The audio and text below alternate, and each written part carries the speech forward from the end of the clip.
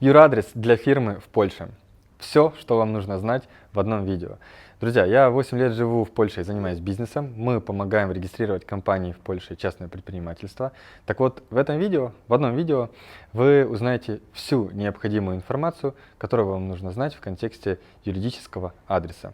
Что это такое, как он работает, какие есть риски, можно ли зарегистрировать юрадрес на свою бабушку и что делать, если к вам пришла проверка. Обо всем этом в этом видео. Поехали. Итак, вопрос номер один. Что такое юрадрес, зачем он нужен и почему это важно?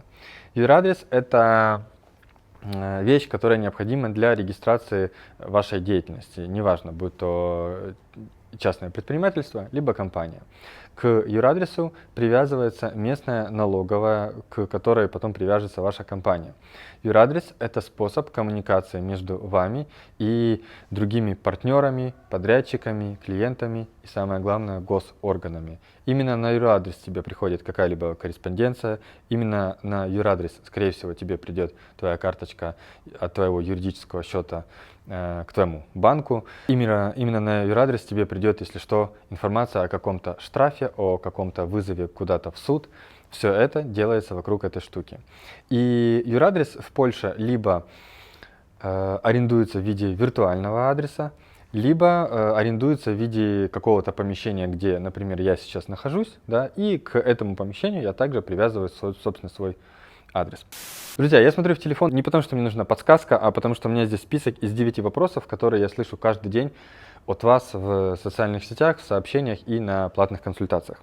Итак, дальше пошли вопросы, которые вы часто задаете. Первое. Сколько стоит юрадрес? В среднем юрадрес в Польше стоит 100 злотых нетто, это где-то 125 злотых брута, но если оплачивать за полгода или за год, то может быть дешевле. Второе. Может ли быть юрадрес вашей квартирой?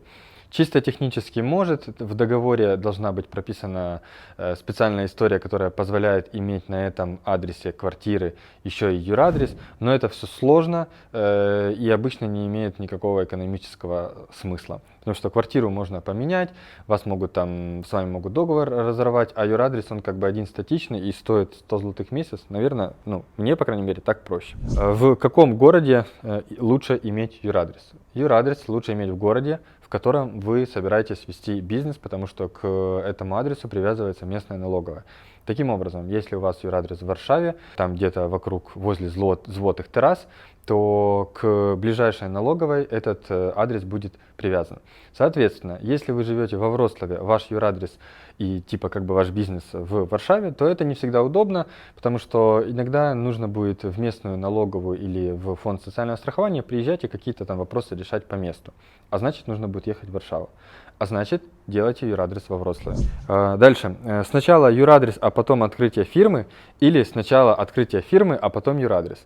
Невозможно открыть фирму в Польше, не имея юридического адреса. Он уже должен быть у вас заблаговременно, да? И тут возникает замкнутый круг. Что было первее, курица или яйцо?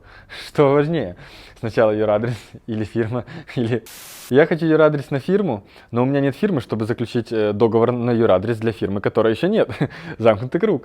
Друзья, все просто. Если вам помогает кто-то регистрировать компанию, мы, либо кто-то другой, то у них уже есть договоренности, позволяющие наперед воспользоваться юрадресом и заключить потом на зарегистрированную компанию договор на этот же юрадрес. Если у вас такой возможности нет или вы делаете это сами, то эту же процедуру придется сделать самому. То есть самому заблаговременно договориться об этом. Есть люди, которые не предупреждают, то есть находят юридический адрес в интернете, регают на него компанию, и потом приходят и говорят: здрасте, а у меня тут на ваш адрес зареган юрадрес, и вот в КРС я вписан. Не очень хороший вариант. Думаю, может кто-то на вас обидится, но, в общем-то, так тоже делают. А можете ли вы открыть фирму, будучи в одном месте? То есть это часто у нас спрашивают, можем ли мы открыть фирму, будучи в Кракове, юрадрес у меня будет в Варшаве, а я нахожусь в Киеве, допустим, или там в Люблине. Можно ли сделать такую невероятную схему? Да, можно, и причем это не какая-то схема, это нормальный ход событий. Не имеет значения, где вы находитесь, где мы находимся. Важно место, где вы реально хотите иметь этот юридический адрес. Могу ли я поменять юридический адрес и сколько это стоит? Да, можете поменять в любой момент. Стоит это 300 злотых госпошлина за изменения в КРС. И если вы знаете все, как делать, то больше ничего не стоит. Если не знаете, то в среднем 200-300 евро вам компании, которые этим занимаются, могут в этом помочь. Мы тоже, кстати, можем в этом помочь, если вам надо поменять юрадрес. Дальше. Может ли быть юрадрес моим же офисом, либо моим складом? Да, может быть, это тоже классный вариант. Ну, сэкономите деньги, и плюс не надо будет в одном месте иметь юрадрес, в втором месте склад, в третьем месте офис.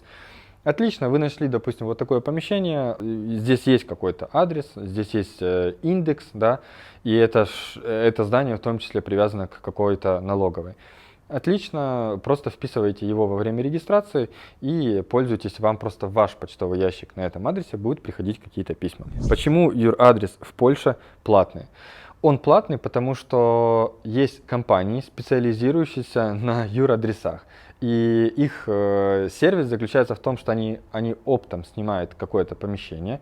Они там обычно еще бухгалтерскими услугами занимаются, какой-то канцелярией, да, и сдают вам в субаренду какой-то, ну, как бы по бумагам, да, маленький кусочек. Но не менее важно это то, что они действительно, если вам приходит письмо, то есть им, они от вашего имени это письмо отбирают и сделают вам фотографию либо скан и вам высылают. Собственно, за это обычно компании и берут деньги. Может ли он быть бесплатным? В теории может быть, если это ваш там какой-то друг, коллега, партнер. Но у нас был такой прикол, что мы не платили за юрадрес там долгое время, и нам бухгалтер спросил, типа, а почему вы не платите за юрадрес? Мы говорим, ну, у нас там, нам бесплатно достался, да. Она говорит, ну, вы знаете, лучше заплатите хотя бы что-то, хоть что-нибудь, но лучше заплатите, чтобы просто меньше было вопросов. Ну, наверное, того же вам и рекомендую. Может ли быть фиктивный юрадрес и вообще какие риски? И это последний, завершающий вопрос. Значит, юрадрес в Польше работает, это как бы нормальная, официальная, легальная практика, и здесь нет никаких фиктивных адресов, левых заброшенных зданий, на которые вешается там миллион компаний, которых не существует, на бенефициаров, которые там какие-то бомжи, то есть в Польше это все так не работает, да, и в Европе. Поэтому, наверное, такое где-то есть. Я не видел, чтобы кто-то этим занимался и кому-то это нужно было, и вообще не надо туда лезть. То есть у вас нормальный виртуальный юридический адрес, где, если что, может прийти инспектор и компания, у которой вы этот адрес арендуете, они подтвердят, что да, у нас есть такая компания, она у нас хостится, ну, в формате виртуального адреса. Там можно получить письмо какое-то, вам его отсканируют, то есть это нормальная история. Какие могут быть риски? Рисков несколько. Самое главное это то, что юрадрес, на который вы зарегали компанию, является испорченным. У него какая-то плохая черная, серая, оранжевая карма, которая цепляется потом, за которую могут цепляться инспекторы в госоргане, например, при выдаче вам ВАТ номера НДС. Они видят, что на этом юрадресе много компаний. Часть из этих компаний прошлых имела плохую историю и могут просто отбросить бумаги в сторону и сказать, что мы не хотим заниматься этой очередной компанией на этом очередном непонятном юрадресе. За этим нужно следить, есть способы, как это можно проверить, да, заранее, чтобы понимать, что все в порядке. Ну, я не знаю, что еще. Могут не отбирать корреспонденцию или не вовремя вам ее отправлять, или просто не отбирать, ну, просто тупить, да. В этом может быть проблема, но обычно это все в договорах прописывается, есть там как бы термины, то есть условия, через сколько времени они там условно должны вам выслать фотографию либо скан. А так больше ничего, советую вам оплачивать юрадрес заранее, не заранее, а за какой-то там более длительный период, просто сэкономите там лишних 100-200 евро. Мы только что сделали паузу, обсудили еще, да, к юрадресу привязывается в том числе Ужонтпраца. Это госорган, который занимается сотрудниками, выдачами разрешений на работу. Так вот, есть города и адреса, в которых очень сложно получить разрешение на работу для вашего сотрудника. И некоторым предпринимателям приходится менять юрадрес даже не просто внутри города, а прямо менять его на другой город. но меняя его на другой город, твои документы переходят к другому инспектору, и это может пойти, скажем так, тебе на руку. Дела могут пойти гораздо быстрее. Либо наоборот, ты был в маленьком городе, перевелся в Варшаву, и оно все, знаете, так стопорится, и это все начинает происходить очень долго. Поэтому думайте головой, смотрите видео про бизнес в Польше, подписывайтесь на нас, просто подпишитесь на нас, пожалуйста, везде, во всех соцсетях. Если вам нужна помощь в регистрации компании в Польше, либо частного предпринимательства, либо платная профессиональная консультация, внизу по ссылкам под этим видео есть вся информация. Пока!